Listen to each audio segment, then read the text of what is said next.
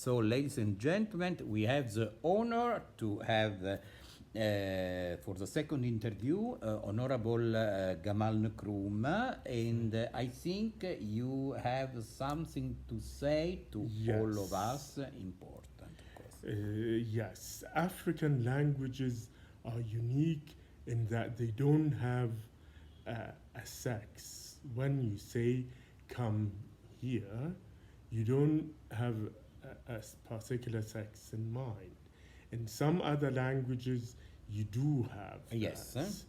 You know, for example, like in Latin language, yes, or so Arabic. or Arabic, Latin Ta'ala means male. Ta'ali means means a woman. woman. Yeah, in African languages, there's this No feature difference is not as in Latin language that came from ancient Rome, like Italian, French,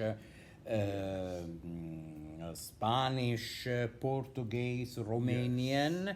We have, and Arabic, as of course Gamal Nkrumah said, we have the difference, you know, but not in English, fortunately. No. And Arabic has become, over the centuries, an African language. This is important to remember. And in Asia too. Yes, Arabic is the widest spoken language in Africa. More than Swahili, more than Kingala in Congo, more than Zulu, any other language in Africa. Arabic has become the dominant language of the continent. So we must embrace it as part of Africa. And then there were long theories that actually the Arabian Peninsula was actually part of Africa. The Red Sea and Moses, for those biblical scholars, parted Asia from Africa. But actually, Arabia could be part of Africa also historically. Yes, historically, and of course, we have one culture that is not, of course, a discrimination, but the opposite. Of course, the Mediterranean culture that makes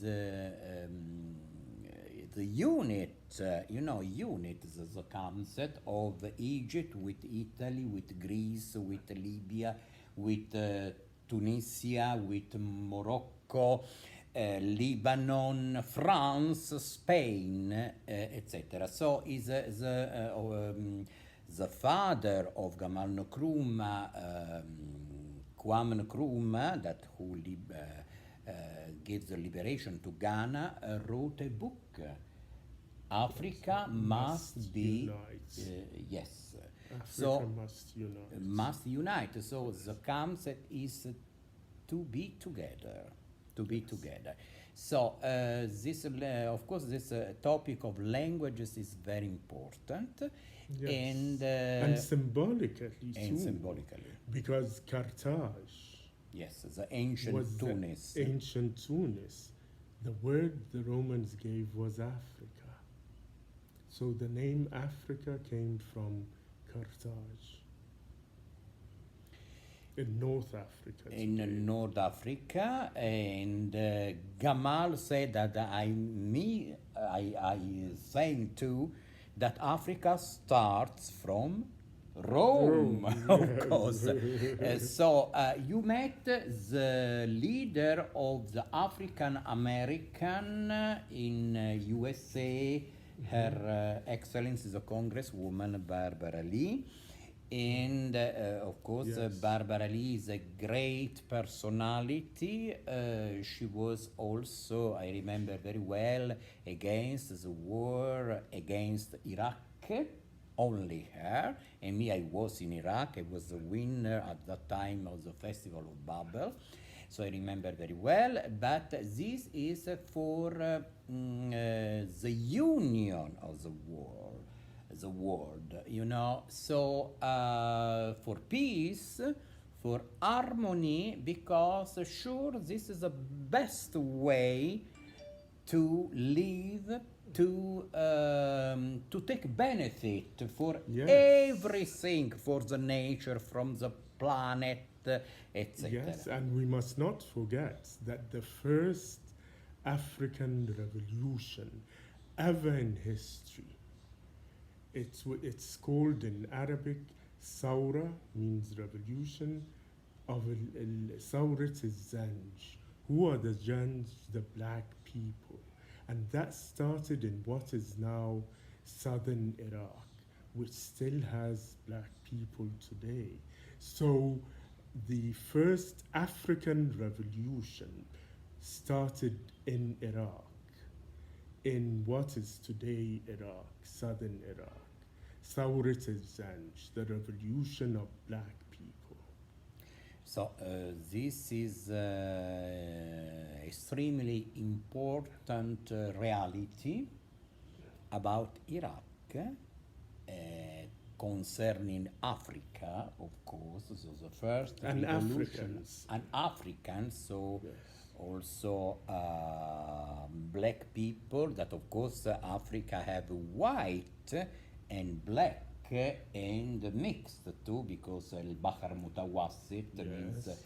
al-Bahr Abiyat, that we are in Cairo, means the Mediterranean white sea, because we have in the coast of the Mediterranean white Africa. I speak about North Africa, white and black. And Ethiopia. And It's Ethiopia, the of word Ethiopia in Arabic means Habasha. What does Habasha means in Arabic? It means a mixture of black and white. So it's a combination of the So two. this is so important that Africa is not absolutely sure the color of the skin, as everyone in the world means. Africa have many combinations, etc. And many colors. And many colors, Yes. and of course I love the colors of Africa, Yes. and that are so beautiful, the color of the nature, etc. Like the rainbow. Like the rainbow. So Yes. this is so we speak about the revolution of the. I play several times. One of my favorite poem is something of black power. Okay, black power, that means African American.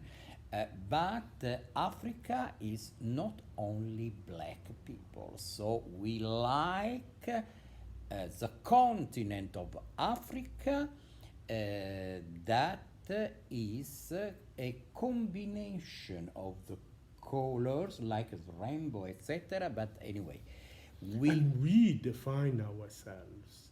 Nobody decides who we are, what we are, what color we should be.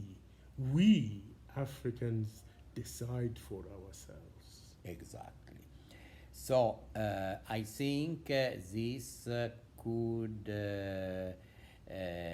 This interview expresses so great energy for all of us to be ourselves.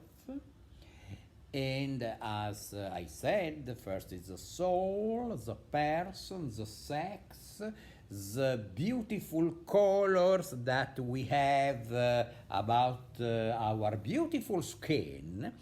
And so, thank you again to Gamal you. Nkrumah Thank for you. this great contribution. And thank you, Thank of you course, so much.